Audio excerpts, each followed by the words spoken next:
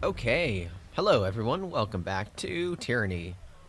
Oh, they're saluting Sevius. Alright.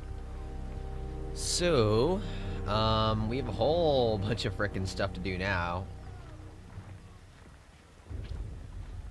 And that's a good question as to what we're gonna do. First, let's talk to Verse. How did you do that? Verse looks at you with a quizzical expression. Do what? Back back in the Archon's war tent, you cast an edict as casually as reading a supply shipment. How did you do that? Well, I've done it before. Don't I look stupid? You were the one who cast... Oh, I see. That actually was supposed to be read that way. You were the one who cast the Edict of Storms on Stalwart, didn't you? The one that tore the battlefield apart with a cyclone of Kyrus' anger. That was me, alright. Well, call me impressed, considering that you've read the word of Kyrus more than once. I'm surprised that you're even alive to tell it of it. Your vocal cords should have turned to ash by now. Really?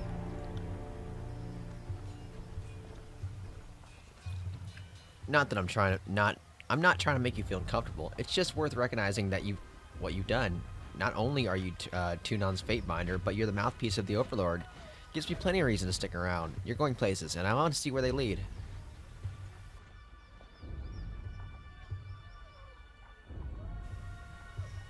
Once again, if there's like long pauses, I apologize because that's me probably muting myself so I can sneeze. If you say so, I have some questions about you. What do you need? I want to ask about our travels. What did you have in mind? What do you think of our present circumstances? Well, there's an edict hanging over our heads. As far as I'm concerned, the incompetence of this favored got us into this mess, and it will take the fury of the Scarlet Chorus to get us out of it. In other words, nothing ever changes. Go ahead, Fatebinder.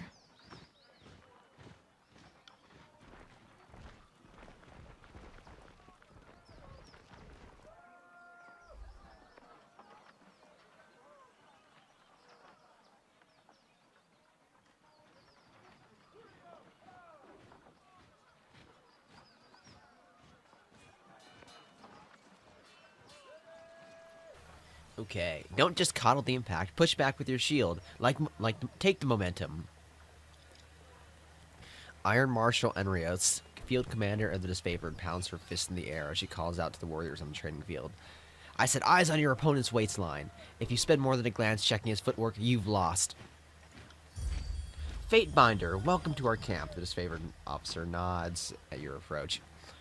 A shame you are here to solve yet another disagreement between what should be allies.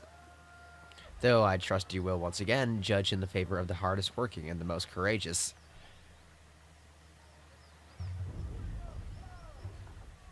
Let's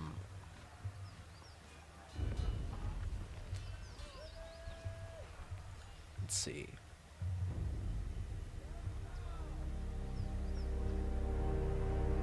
Oh, okay.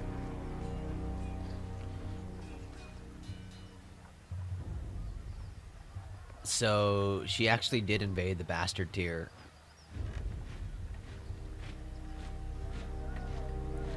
And because we helped the elite disfavored, she knows of us directly. That's interesting. How are your warriors reacting to the edict? Kairos' ultimatum has the camp on edge, some with dread, but most are rife with anticipation. She points to the men sparring in the field. We have a lot of brothers and sisters to avenge, and the warriors are eager to take out some aggression. I, for one, choose to see the edict as a blessing, for it forces the generals to act, and we're long overdue. It was mentioned you're short on warriors and need help. What's the situation? I have brigades amassing among Placid, Echo Call, and Little Tooth crossings, and the Vendrian Guard may be able to hold one bridge, but they cannot hold against a concerted three-prong attack. I have no right to give you orders, but her words falter, a short cough breaking her flow. But we will all die to Kyrus' edict should we fail, so I'm not about to let my pride blind me to the value of good help. Did his favor need my help?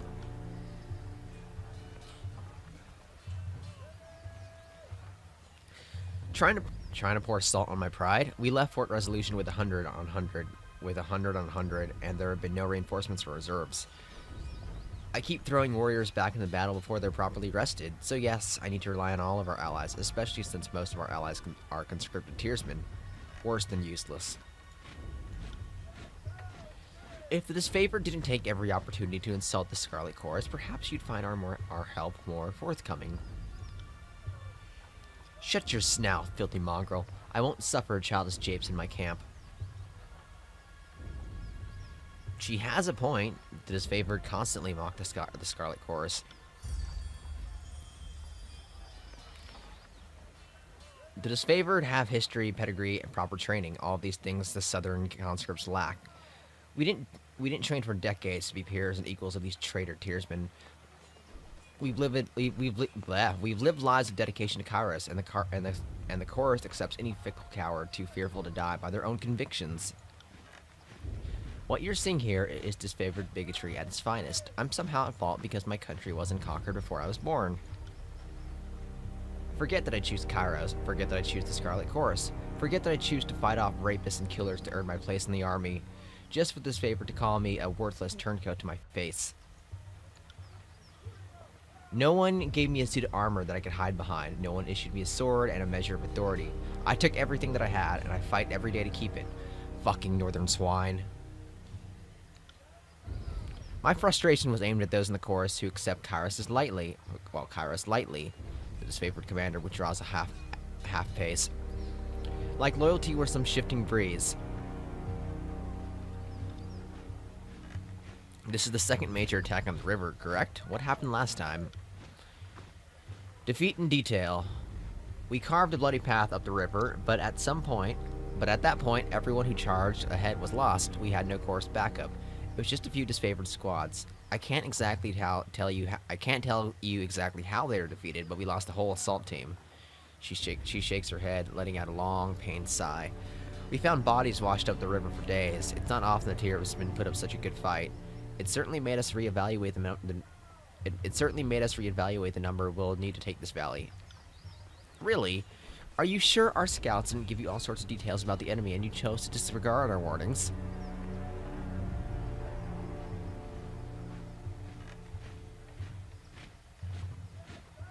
We can pass out blame after the war. Only the Oathbreakers matter now. Quite right. Getting our emotions in the mix won't hasten this campaign. What's the value of taking the crossing? We can't just march from here to the Citadel with the Venturing Guard manning the riverbanks. Fording troops and supplies through even the narrowest points of the river makes us vulnerable to attack, especially since our armor wasn't built for swimming. She points north, toward the mountain spire looming on the horizon. If we could take the river, we have a clear march to the Citadel, and Ascension Hall will be ours in no time.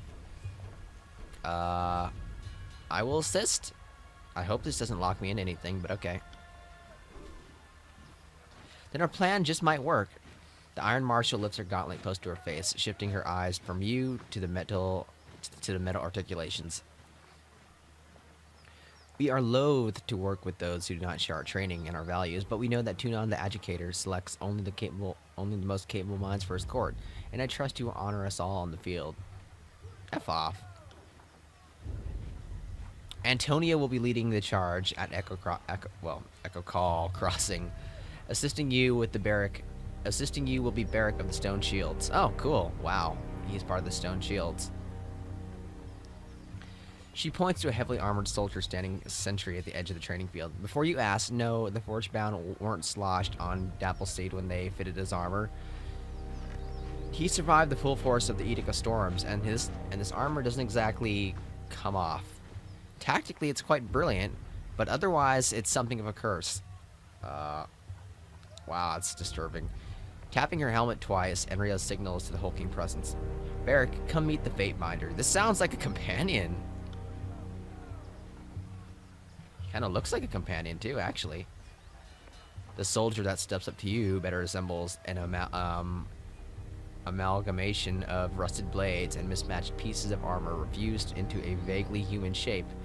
He reeks of sweat, feces, and whatever oil treatment keeps him flexible. Yikes. Fatebinder. Knew it. The Iron Marshal has tasked me with keeping you alive. and I have no intention of disappointing her. That should be enough assurance for anyone.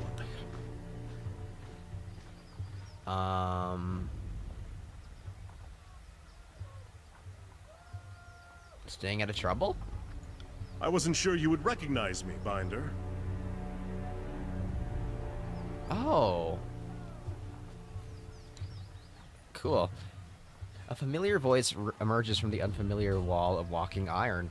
For a moment, you can recall the features of Barik of the Stone Shields when he wore the traditional disfavored uniform during the Stalwart campaign. Though he looks much changed. This is awesome. We actually know him. And no, not staying out of trouble, just solving it. I take it you're with us for Echo Call? Hell yeah, I am. Barik wraps his gauntlet against the twisted bands of iron that form his breastplate. Barik, is that you under there? I had no idea you were in Vendrian's well. Fatebinder, do you know this walking anchor? Okay, now we can decide how well we knew him.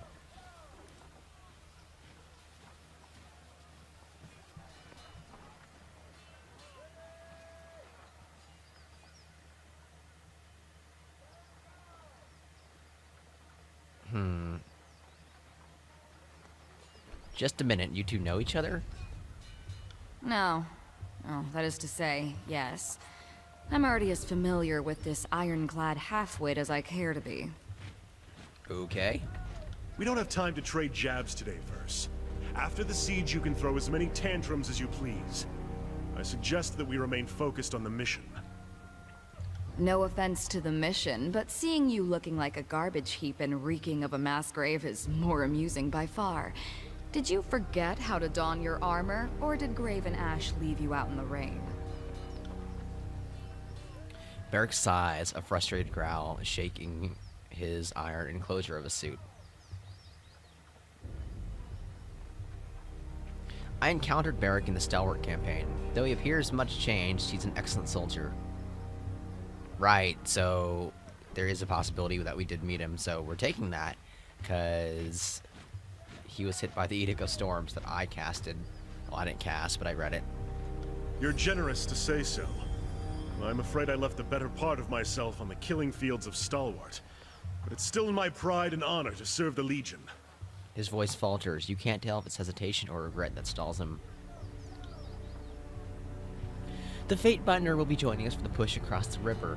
I figured an extra hand might help, and more importantly, if my worries come true, and the chorus tries to impede the mission, we have an observer from the court on our side. I look forward to working with you again, especially after our time in Stalwart. You defended our honor to the Scarlet Chorus, and a friend of the Legion never goes unthanked.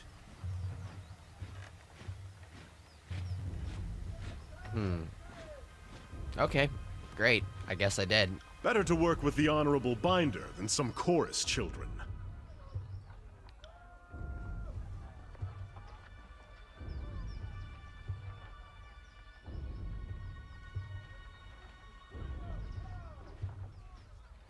I asked that Barik accompany you there to arbitrate the cooperation between his company and the Scarlet Chorus.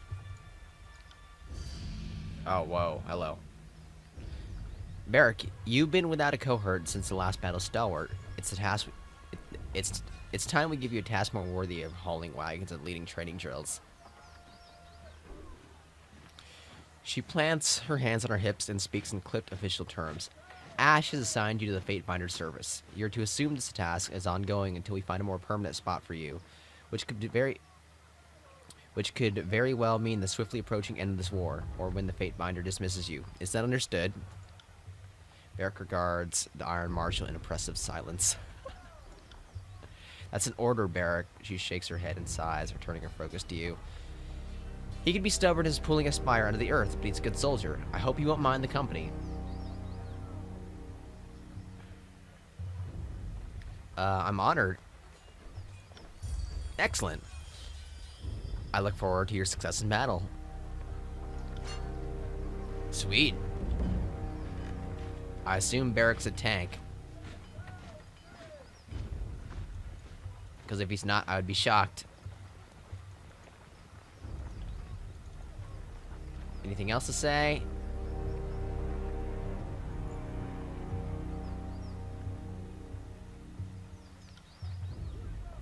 What's your role in the disfavored? I'm the commander of the Iron Guard. Okay. The disfavored high command. Interesting. Sword master of the disfavored and captain of the Third Boreal Company. Her voice booms loudly as her titles roll off her tongue. Commander of the Iron Guard. Doesn't that make you second in command next to Ash? That I am. She folds her arms. But I view it as a very, very distant second, and I have no plans to outlive the immortal Graven Ash. So by tradition, I'm an executor, or I suppose, the executrix of the Legion. I hope to never act on that sacred duty. Make no mistake, Graven Ash is the mind of the disfavored. I am but his right hand, a student to his military genius. Where have you seen battle? Let's see. The Gates of Judgment, the Bastard City, a quick gaunt through the parts of Haven, and then on to Stalwart. She looks up at you with a shrug. And finally here, Vendrian's Well. Quite a tour it's been. Who's the strongest warrior in your cohort? Modesty demands I omit myself, but if I had to form the Legion into one giant phalanx, I'd have Sevius the Younger and Barik take the corners. Sevius has been at this since I was born, and Barik, well, she hesitates. Well, what? I'm neither deaf nor fragile. Say what you were going to say. I was going to say that you're perhaps one of the best warriors in the outfit, but good luck getting you to wear your regulation uniform. You're a good soldier, Barik, but you know you're a pain in my ass. I am honored to be assigned one of your finest. The honor is mine. When this campaign is over, I hope you'll accompany me in hanging more Vendrian savages along the road. Think of the stories we'll have to trade. No? What can you tell me about Ascension Hall? Kyros's edict is directing us to take Ascension Hall. That's what the locals call the inner sanctum of the citadel built at the base of the mountain spire. She points east toward the narrow vertical line of stone that rises above all points in the horizon. It's also been the base camp for the Vendrian Guard, so taking Ascension Hall has always been one of our objectives in putting down this insurrection. But now, we have a life or death reason to make that citadel our one and only focus. Okay. Good thing I keep a torsion wrench handy. Yeah, good thing. Because we couldn't just ask Isatanis to open it for us. Have you found the iron yet? Nope. Thought not. I'd appreciate the update all the same, Fate Finder. Nope, don't need anything else. I forgot who you were for a second.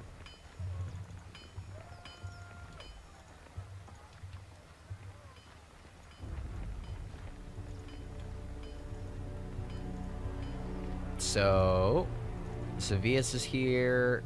Bitter Quip is there. Anything new to say? Nope, don't have anything better to do.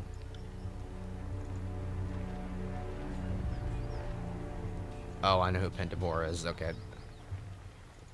So there's two merchants here, huh? Interesting. Very interesting. Any other boxes we can unlock? Can't do that. I guess not.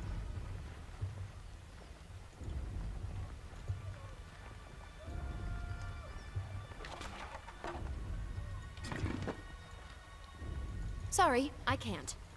Those bags that they're carrying around, I almost feel like are body parts or something. Hey, Lucy and Marcus. Anything new?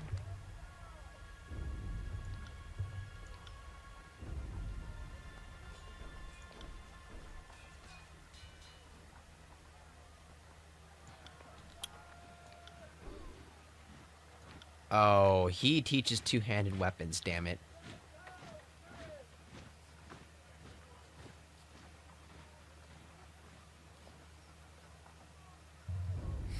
What? Wait, what is Barik good at then?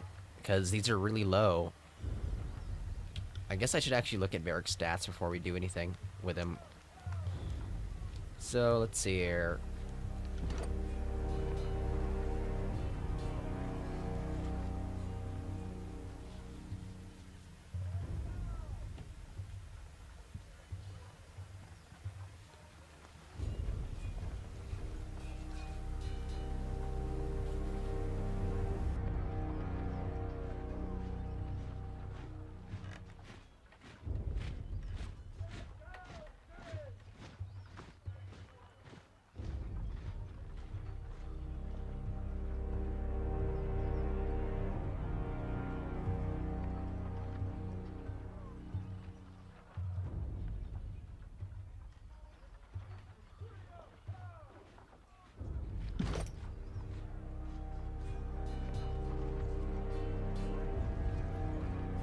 I'd love to know what the Edict of Execution is. That seems interesting. Okay, but yet... Okay, so he's best at two-handed weapons, but he's wielding a one-handed weapon.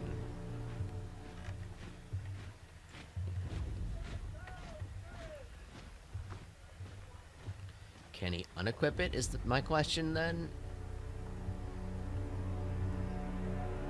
Because his I mean, it's supposed to be fused to him. Oh, okay. Then how does it get better? Or is he expendable? Because, I mean... It's not that great armor.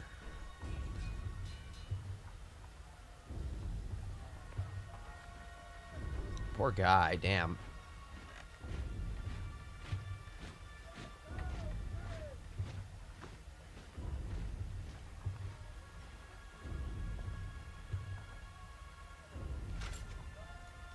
So really, he can only equip rings and whatnot. His armor has to be upgradable, or something else might happen to him. I don't know. Anyways, let's see.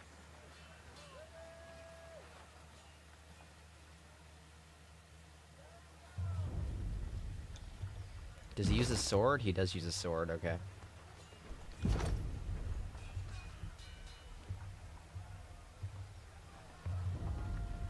His resolve is almost... Well, no, it's not almost higher than mine, but it's damn high.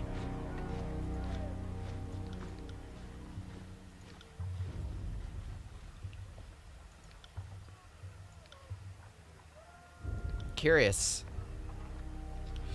She has the option to change armor color. He does not. Which makes me think... Oh, that's what that's what the edict is, okay. So, as long as the edict is up, we all have the Edict of Execution, including myself.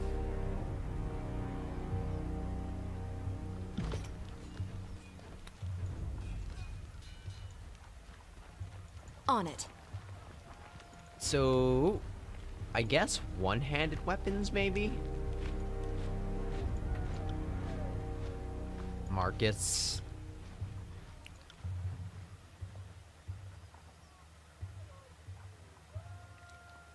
Barik has more than 5 in one-handed weapons, though.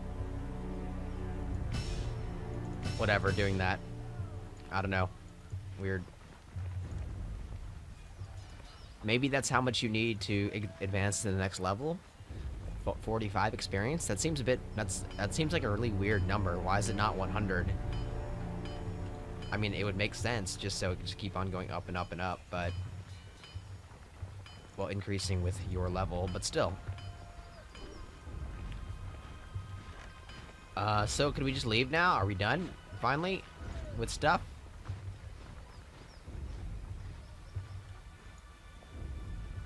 Maybe?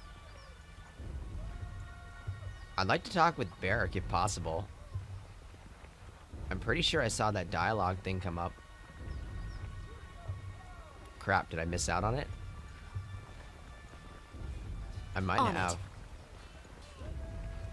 Oh, no, here it is. You look as if you have something on your mind. By all means.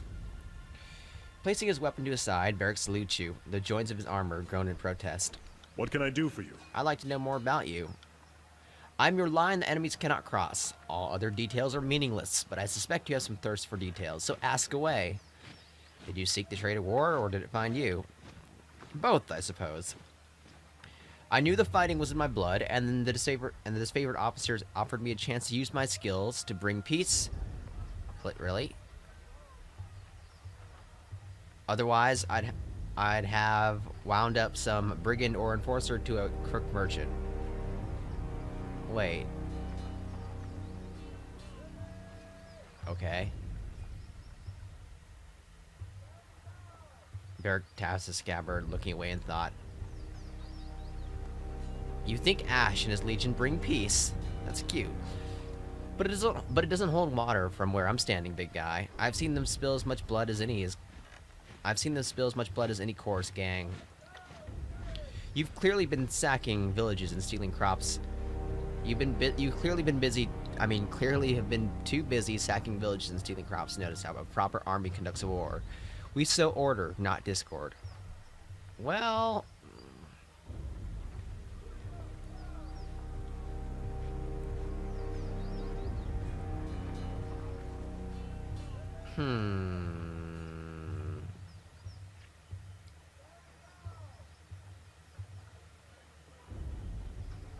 I'm gonna say nothing, actually, because we'll see. Enough of this. You are making us look foolish before the Fate Binder. May I continue my story, or do you plan on interrupting again? Barik waits until Verse makes a rude, dismissive way before continuing. The disfavored needed recruits in anticipation of the march south. They offered to care for my mother and my brother as long as I stayed with the Legion, which is a better guarantee than you'll find anywhere else. I was an elite fighter, as most were concerned, though still green by disfavored standards. Luckily for everyone, my skills improved further under the Iron Marshal's rigorous training. Tell me about your name. Barik is a shortening of my northern surname, which has been passed through the generations since Graven Ash assembled his army. I go by it because I wear it with pride. The proper form is Barikonin. Beyond its age and association with the General's Legion, the name Barikonin has no great titles or associations. I hold no great claim to a house or a legacy, save for the disfavored. They are all the kin I need. As with all disfavored, I assume you grew up in Northern Empire? That's right. I grew up in Battle's Rest, then trained at Fort Resolution before they marched me out to support the second cohort. I hope to spend my rusting years in the Freddon Shores, unless of course, I die in glorious battle, which would be preferable. My mother is good with the soil, and my father is good with rings. Well, with rings. He spends most of his time on one merchant's errand or another. Still, I'm lucky to say that they're both still alive. What's the story with your armor? It is a symbol of Kairos' will, one that I am not likely to forget. I found this armor. Perhaps it would be better to say that it found me during the Edict of Storms.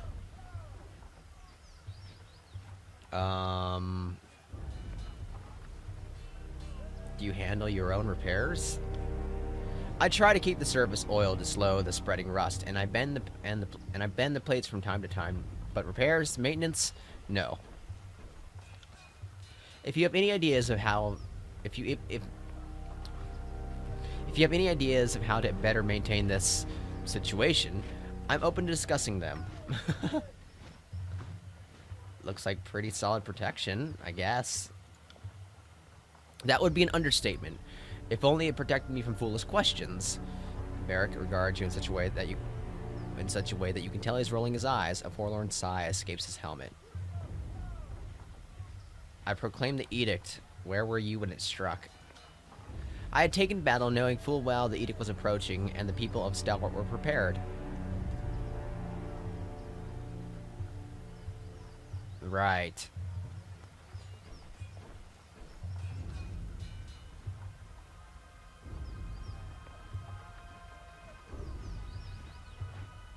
In spite of every setback, my sense of duty compelled me to march on the stronghold in the heart of the realm.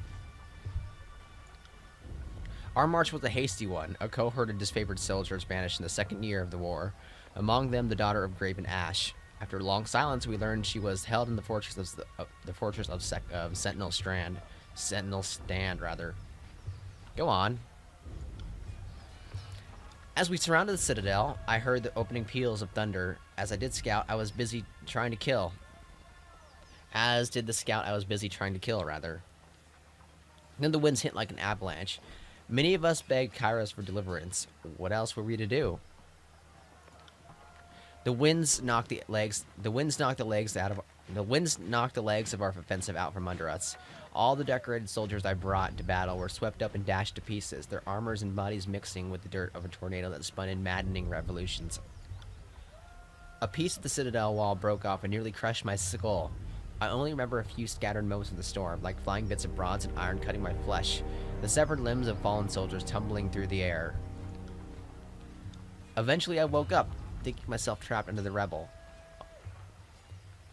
When I rose and felt like I was buckling under my own weight, that's when I realized I was stuck.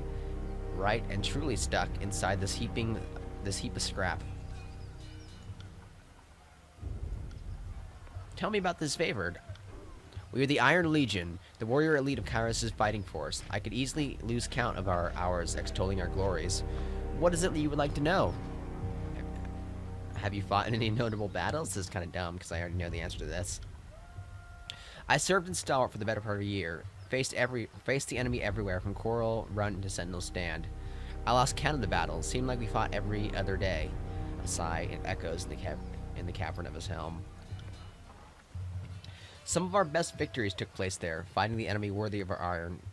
But we were not successful enough to please the Overlord, and the final intervention was harsh on us all. Barik takes in a deep breath, his arms folding as his posture stiffens. I had an unusual view of the Edict of Storms. Kairos' judgment left his mark on me, yet remembering how we fought at Stalwart with the skill and honor of legend, only the Edict isn't remembered. A shame. Tell me about Graven Ash. Graven Ash is the general that is favored, a veteran of centuries of battle and an Archon without peer. I would follow him to the void and back without question. Barik swings his arm in salute. As an Archon, what magic does he wield? Ash works his magic through us, his soldiers, so he's resolve. When we do battle, Ash seems to know the events even before our runners have given word. Most importantly, he protects us. It's a bit tricky to explain unless you've experienced it. I could think of countless times I've been struck by a spear or hit by an axe, and even run through with an arrow, and in each of those moments, the pain and injury just cease to be. None of us know how he does it, or how he could sense that we're in danger and intervene from afar, but I suppose that's why he's an Archon. What he does probably wouldn't make sense to someone like me. How do you feel about Graven Ash? How do I feel about him? Archon Ash is the bravest, warmest, most compassionate general who's ever lived. He's a living icon of leadership and courage. Barik tilts his head slightly to the side, as far as the suit's limited range and motion permits. Ash is a soldier, but he doesn't kill for sport. A leader, but he doesn't issue commands to hear himself talk. He demands discipline and sober conduct of his troops, and I applaud such standards. How did he come to serve Kairos? Before the uniting of the Northern Empire, Graven Ash served as a warlord in the service of one of the local kings that defied Kairos' rule. Incredible as it may seem, Ash stood against Kairos' rule. Though his army was dismantled by Kairos' overwhelming numbers, Ash's forces performed admirably. It is said that he and his troops claimed 77 lives for each one of their own. Okay. Wow. Kairos took an interest in the military genius that bloodied his army. Graven Ash was summoned to a conclave of Archons, and though he was sent in chains, he left as an Archon, having been granted a position of power in Kairos' great host to war. Thus, to his favor were born. All of us today trace our line back to those warriors that impressed Kairos with their will and tenacity. The only difference is now we fight on the winning side. Though the general seldom speaks of it, I know that Ash humbled himself in order to spare his troops the brunt of Kairos' punishment. His loyalty to the old blood of the North is beyond question. Okay.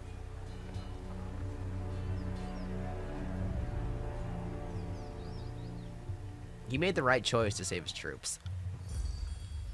And he would make it he would make it again to save any of us. There has never been a more devoted and attentive leader. Barik makes a proud fist and steps to a salute with the forceful clatter of pots and pans. What else do you know of his past? I follow him to battle. I am not his personal scribe, and if I did know more of him, it would not be my place to say. Barik takes a half step back, folding his arms across his chest. What can you tell me about your time in the Legion? I joined the Legion 3 years before the conquest of the Tears began. Though handy with a few weapons, my size made me the perfect addition to a phalanx. I've served with the stone shields ever since. Proud to say I've stood front row, right corner in over a dozen battles. That has been my place ever since the Iron Marshal gave me the assignment. The Bastard City, the Gates of Judgment, Venturine Pass, Okon's Ring, a quick tour in the Bars of Chains, and then Stalwart.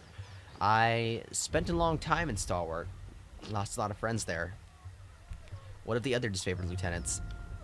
They are Graven's Ash's most trusted officers and warriors from the Iron Guard. Between Ash's arcane powers of command and his cadre of gifted leaders, there's little confusion or chaos in the ranks.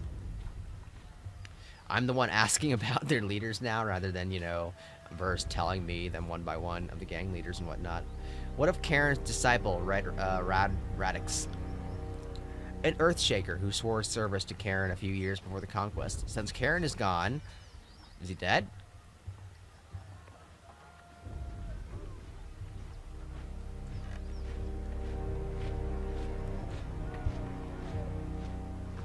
Okay, he's gone, but the lore thing doesn't say that he's gone. It just says he's sworn to Graven Ash.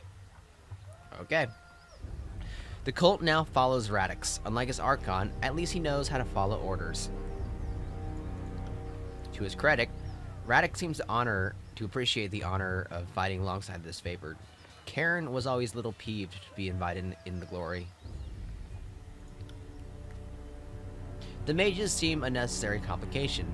They are insubordinate and can't lug their own supplies. But I would not want to go to war without their spells of tremor and leaping stones. What of the Scoutmaster Mark, leader of the Crescent Runners, probably? Mark is a devoted leader, and Ash seems to hold his counsel in high regard. Council, rather. I guess it would be council. Both set their troops ahead of themselves, which is why I'm sure they work so well together.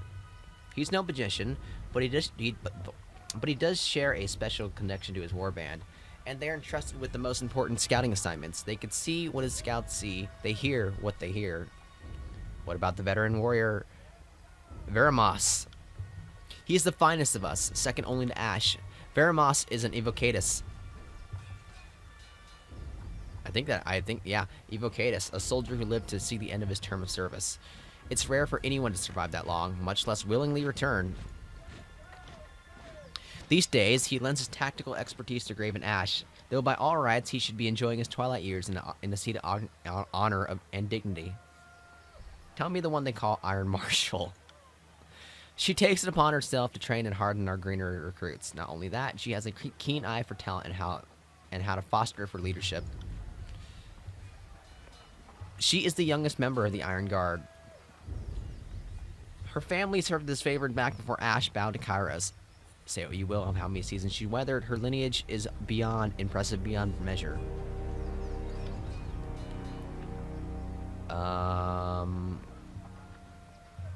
So why is I'm not gonna ask him that because I already know.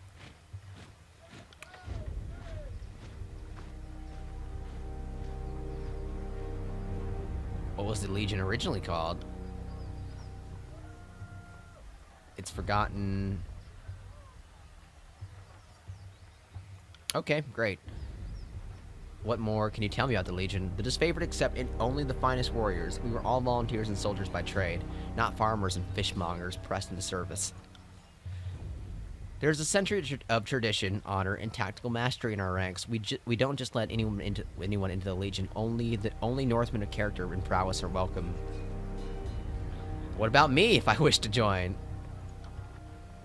A charming sentiment, good Fateminder, but no.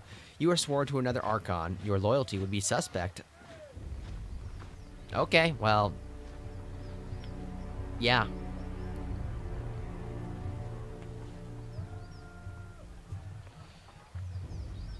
Why? I'm not gonna ask him that. Actually, you know what? Whatever. He's in my command. Let's ask him that. Why didn't the Legion prevent the uprising of Venturine as well? I think that's the question you ought to ask of the Scarlet Chorus. They were too charged with ensuring the locals remained vanquished and unarmed.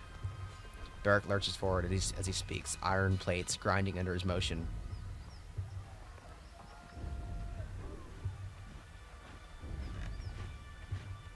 I would say the Ventrine Guard are really the only guilty party. It was their rebellion, after all.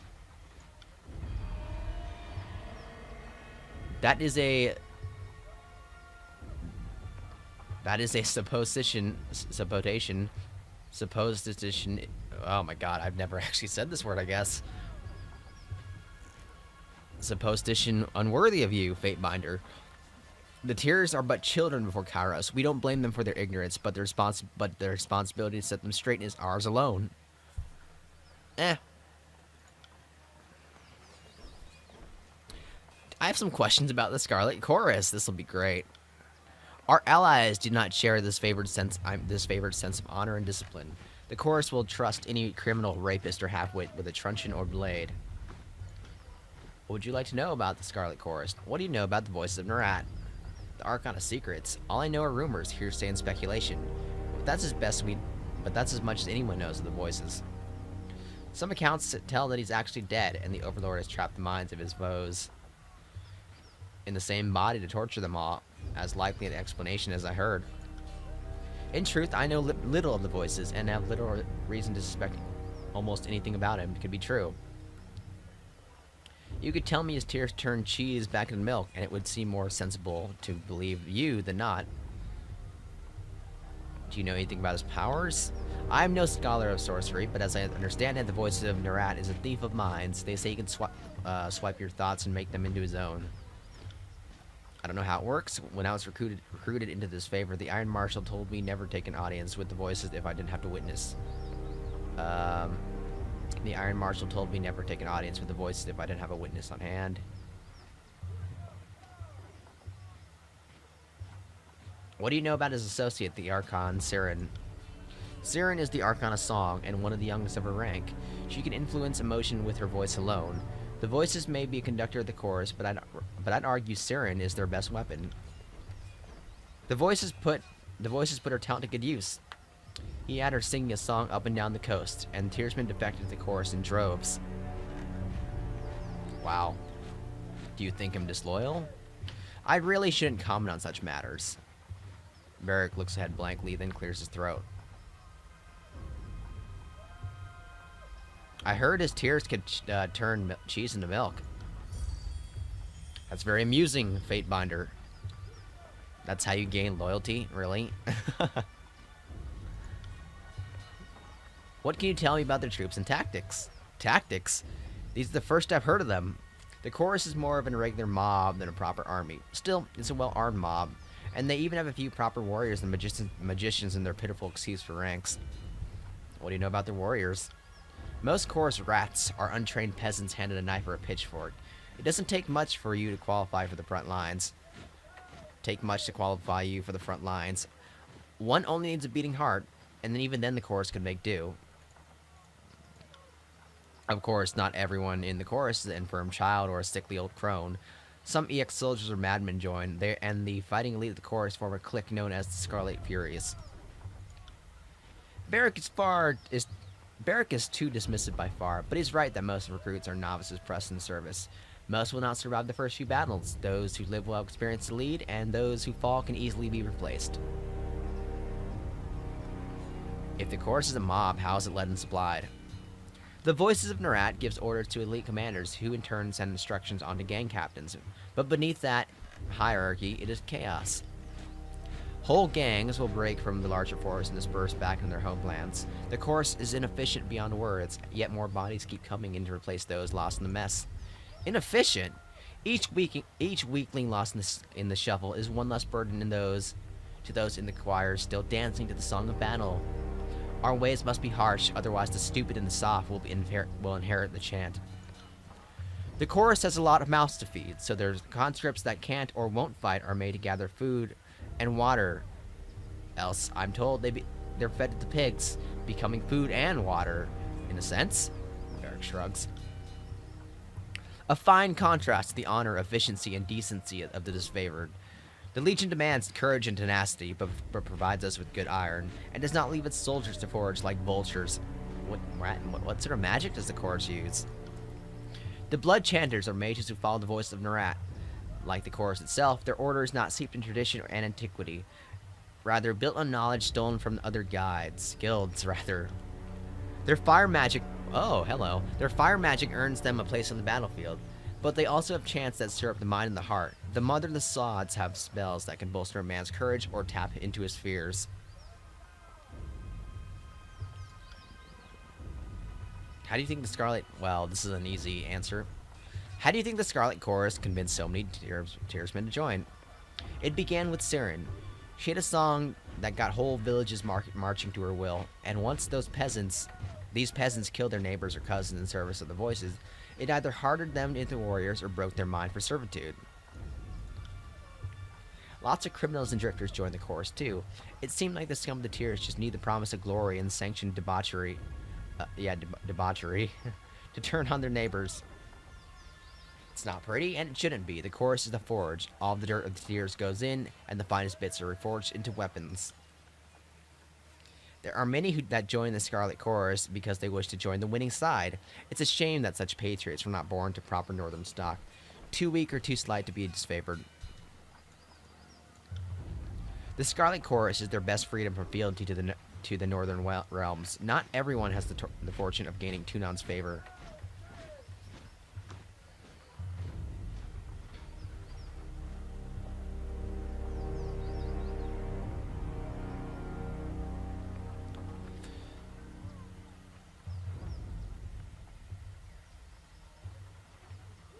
Better that the Tearsmen serve Kairos in some capacity rather than have them rot in mass graves. They'd best be served lugging grain for this favor, but you're certainly correct. Even the lowest Tearsmen deserve the chance to serve, even as fodder for the front lines. Enough about the Scarlet Chorus. Good. Let's move on to another matter. Let's do it. What can you tell me about the Tears? Uphill both ways and full of dumb sods. I learned some history and training, and I've been here for a few years, but I'm no expert. What do you know about the Beastmen? They drilled us on Beastmen combat before the invasion, but it did little to prepare us. The local savages are lacking in brains, hygiene, and the ability to arm themselves, yet the prime hunters of their species are formidable. Aside from being rapacious killers, the Beastmen make good haulers and laborers once you kill the half that won't follow orders. What do you know about the Younger Realms? Before we marched on the Bastard Tier, I recall Graven Ash giving a speech as we stood assembled at Fort Resolution. He told us that the Younger Realms lacked the sense to make a stand against us. I don't think I need to point out that the average Tearsman is just plainly inferior to the sons and daughters of the North. For every one of ours they kill, we must drag a score and a half bleeding into the soils with us. It didn't help that they're afraid of magic and relied on their battlefield prowess to stage a defense. What is your assessment of the local forces? There's a time early in the war when I would have feared the Younger Realms working together. Imagine that, he chuckles. Once I saw the modest scope of their defensive, I knew it would be easily outclassed. They couldn't rally their best and make a competent stand. Tell me more about the Vendrian... Wow, interesting. Tell me more about the Vendrian Guard. They used to be the Queen's Royal Army of Vendrian. I guess defeat inclined them to a shorter name. We crushed them back in 429. I'm proud to say I took part in the decisive battle. You know the rest. A year after we thought them quartered, thousands of Vendrian oathbreakers murdered the garrison and declared themselves free of the Overlord's rule. Tell me about the Unbroken. The Unbroken Union of the Stalwart. Oh, wow. The Unbroken Union of the Stalwart. May they rot in the decrepitude of their fallen realm. Barik squeezes his gauntlet into a hard fist. Much as it pains me to admit it, in all the realms of the Tears, the Unbroken have been the only foe worthy to meet the disfavored in battle.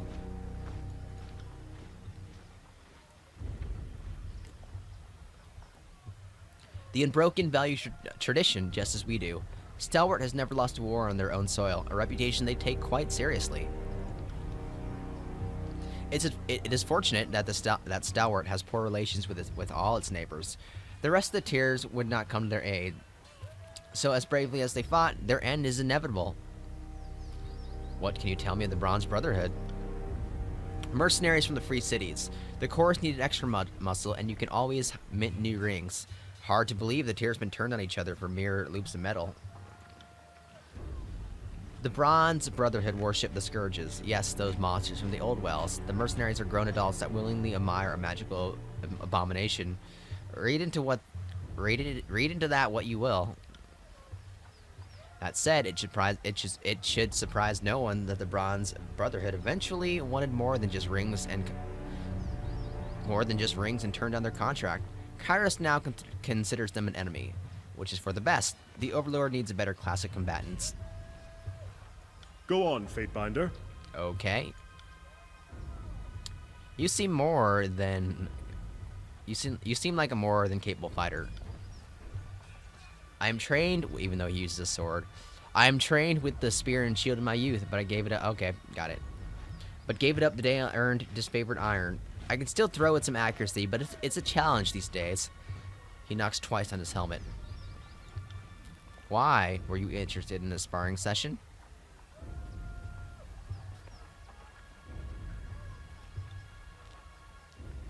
I heard that Ash has an unbeatable sword fighting technique. You flatter the Legion's reputation, but the Archon does make sure we are a competent You flatter the Legion's reputation, but the Archon does make sure we are competent swordsmen. Competent swordsmen. Observe. What? Okay, that's cool. Barik takes up a sword and offers several practice jabs, testing its weight and balance. Before you know what to expect, the gleaming iron whips through the air fast enough for a sharp breeze to disturb the air. Barik does this several more times, never showing any sign of exhaustion. Interesting.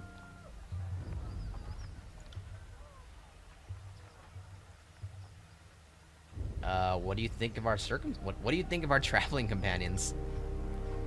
I am more accustomed to traveling within the company's soldiers, so I'm at practice judging the worth of civilians and miscreants. If you have anyone on your mind, I will give them some thought. What do you think of Verse? I try not to. She's a force of chaos, an agent of the voices of Nerat. Taking her into our confidence can only lead to ruin. And yet, she's a capable fighter for the time being. I'm confident that you can trust her to serve your interests and rely on her skills on the battlefield. She may even offer some useful perspective on the war. Okay, sweet. My Lord Binder, you have something which requires my attention? Maybe. What can I do for you? Let's discuss some immediate concerns. What are your thoughts on me and my deeds? Any reservation I have aside, your military record speaks for itself. You are Tunon's Fatebinder, and my opinion on the matter don't come into it one way or another. What do you think of our circumstances? The edict left little room for confusion. A representative of the Overlord must breach the Ascension Hall before Kairos Day Swords and must assume death is the price of failure. We should assist the disfavored in their siege preparations, as only the Legion should take the Well's fortified citadel. I wouldn't wager a wooden ring on the Scarlet Chorus impressing anyone but the vultures. Okay, well, that's interesting. I guess that's it, huh? We can head out now? Yeah, let's do it. Well, let's see if she has anything new to say. Fatebinder. Always a pleasure. Do you... Okay. What do you need?